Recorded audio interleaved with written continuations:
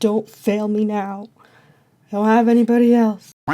Hey guys, you're watching A Mediocre Existence. I like to post videos of myself struggling through my drawing process and then calling it content. All of these are from an Artober prompt I did in 2024. Today's prompt, day 2, is insect. I used this challenge as a way to just study art, especially drawing with pen. And this is the reference photo I'm going to use for today's drawing, so let's get started. So I'm gonna draw this guy horizontally, that way he'll fit better on the page. He's got this little iconic triangle head where his big bug eyes live. As soon as I started, I realized I immediately fucked up because I made his head too small. So let's pretend that never happened. Also, this eraser was super smudgy and kept leaving markings. Holy shit, are you done? The eraser I was using was super smudgy and kept leaving markings on the page. This eraser is going to be the death of me. He's got a long body. He's a long boy. I don't know what it is about me drawing long boys, but I guess that's what I'm doing. The year of the long boys. I'm trying to guesstimate where his leg goes, but I just realized it's going off the page by quite a lot. It turns out I need to make his body smaller. I guess that's kind of counterproductive to my previous fix. Now, if I was a digital artist, I could just... I think I know what I can... Oh my god. Are you serious right now? Okay. Well, it seems like even in traditional art we have technical difficulties. I tried to erase as much of the smudges as I could.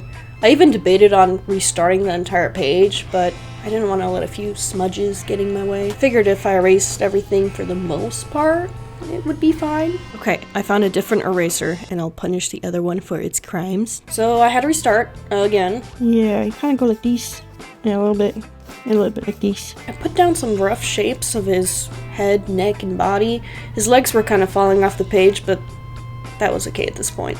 Ugh, this back leg is more slanted. I gotta fix that.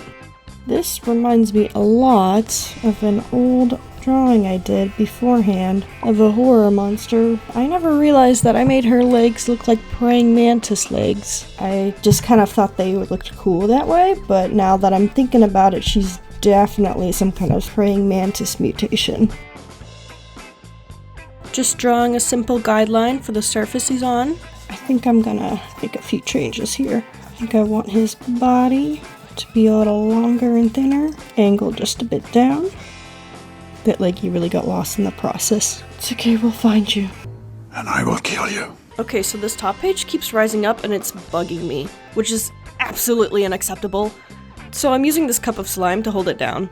Don't judge me. Now, if you're wondering where the rest of his leg was, you would be way more observant than I was in this situation. I completely missed the fact that his leg sticks back up behind his body. Don't worry, I'll get to it eventually.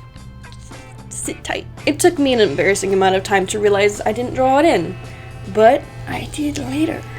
And that's the important part. Don't fail me now. I don't have anybody else. I'm gonna give him a little second neck segment that he seems to have here in the reference photo. It's also where his arms seem to originate, so that's probably important. What are the proportions of praying mantises? I never studied that part in life drawing. We're getting somewhere. We're doing something. I'm gonna give this guy a little bit of a rounded forearm. These little praying little armies. Cute little spiky things. Yeah, I think I want his fingers to be a little wispy as they extend from his arms. Okay, yeah, I think I've got a basic shape down for him. Oh, he's got antenna too, don't he? Actually, you know what? Is this a girl? What's the difference? I'm gonna look this up. So, according to Google, the ladies are a little bigger than the boys. I don't know how big this one is, but that looks a little small. He could be a boy. I don't know. What do you guys think? Also, I just realized his leg sticks out. I didn't catch that. His leg just kind of goes out like this. Better late than never, right? Alright, let's add this guy to the Discord.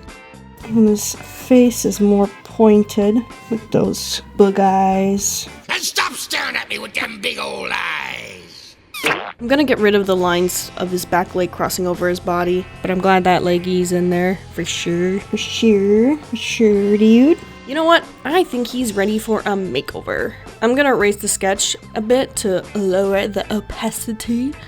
Alright, here we go. True test of strength eraser. Don't fail me. I know the other one did, but I promise you nothing. Okay, go. Also, the eyes are a little bit more rounder. I'm kind of making him a little too sexy here. He's a bug. He's not an anime character. His face has a stripy design on like his forehead. It was difficult for me to make it out, so I kind of played with the different variations of an artistic touch, an artistic design, and interpretation. Eee. No.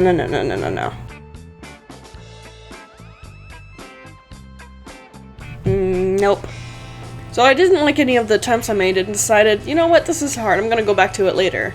Just keep going back and forth on these little details and being unproductive. He has this thing, and I don't know what this thing is. I don't know much about bug anatomy, but I'm gonna include it because, you know, I see it, so I draw it. In other words, I have no idea what I'm doing. I gotta get this little body, a little long body. I also realized his legs weren't aligned, so I had to fix those up. Otherwise, his legs don't look right. We'll get you some functioning legs for ya. Yeah, I'm really bullshitting the line art of this leg. I'm not actually sure what I'm doing.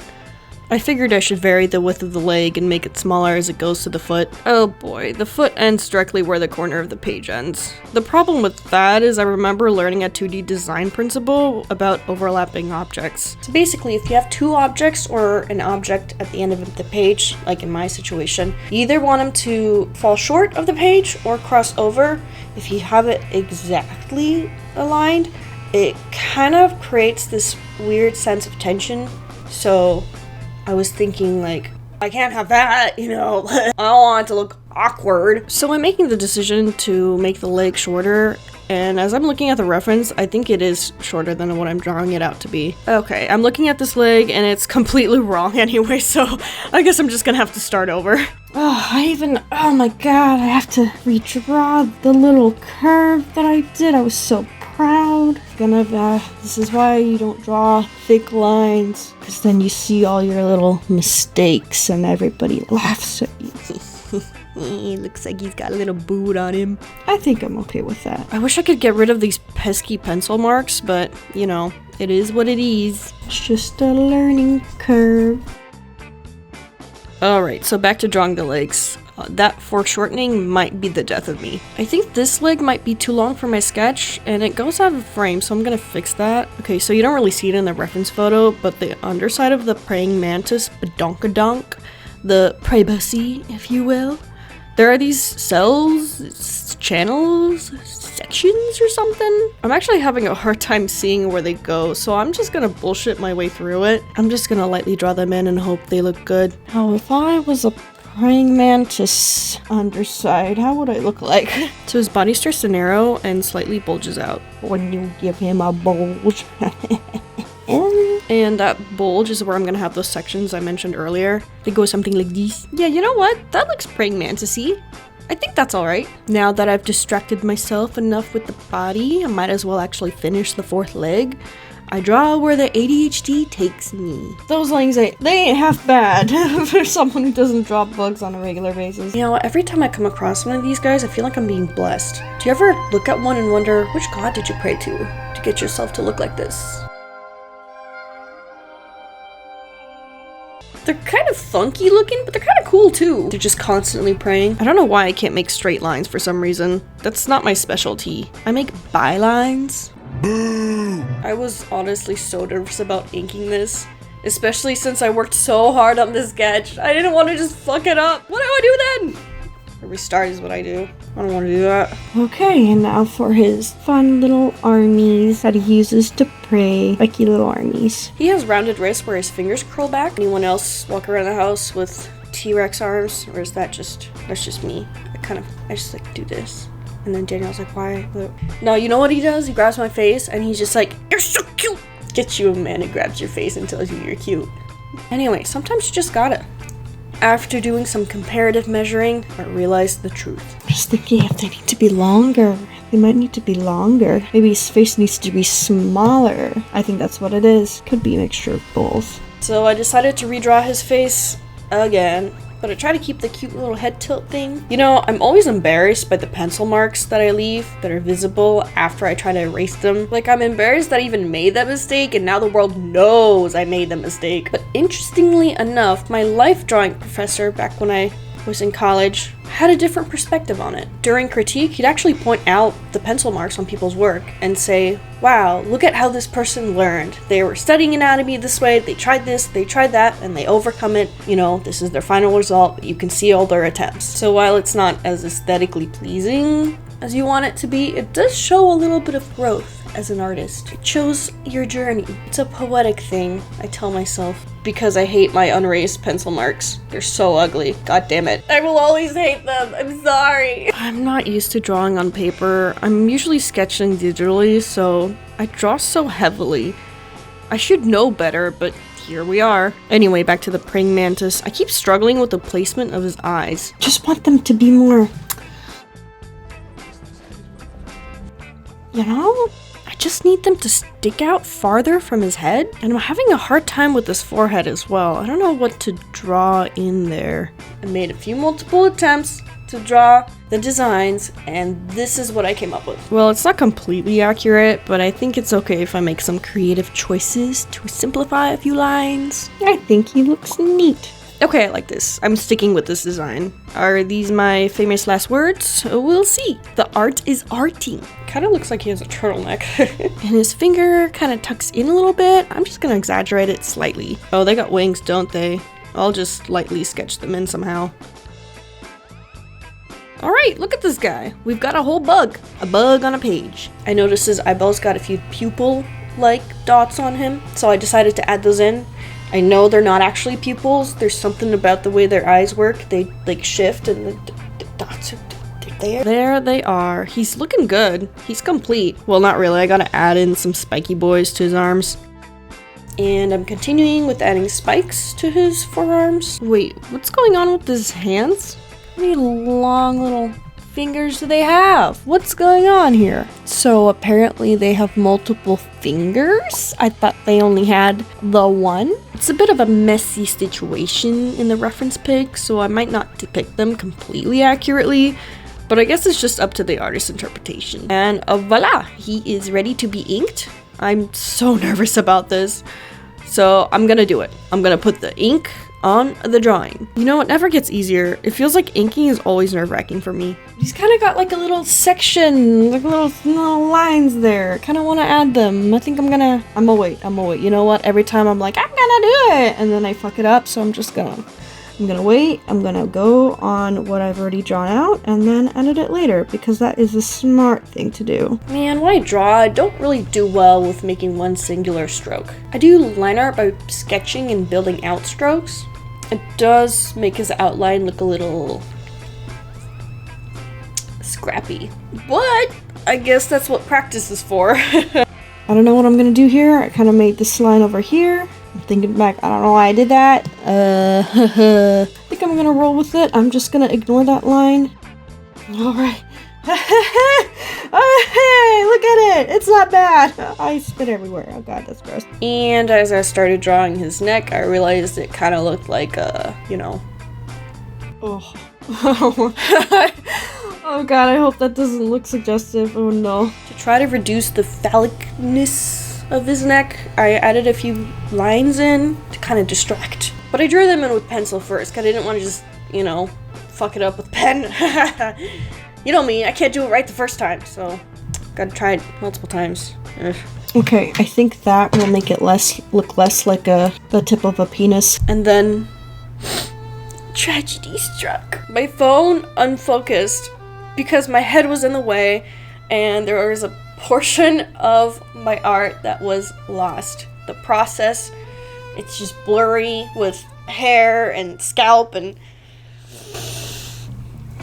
this is what happens when you don't have a viewfinder. I'm literally using my phone, so I just kind of hope that it looks good. I still don't have a viewfinder, so guys, please forgive my old phone. It was a potato.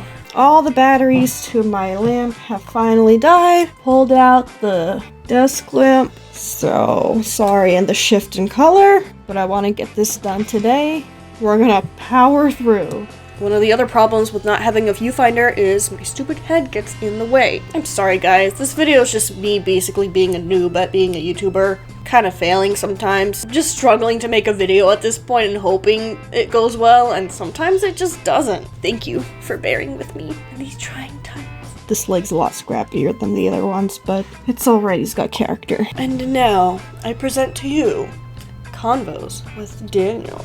My lamp died, so I plugged in a different lamp. Improvise. I really... That's been this entire day!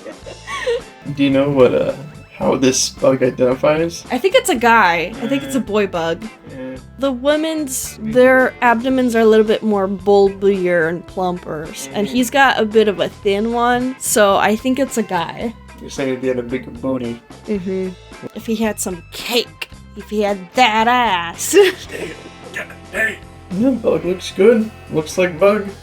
Looks like bug. Alright, back to drawing those legs. As you can see, I'm not doing the continuous line. Do more of the sketchy stuff and hope it doesn't look bad. But I think it gives some character. That leg low-key looks like a drumstick or baseball bat. I know I was gonna give him 2 toes that kind of looked weird at the end, so you know what? I'm just gonna go 1 toe. 1 toe it is for him. There he is! There she blows.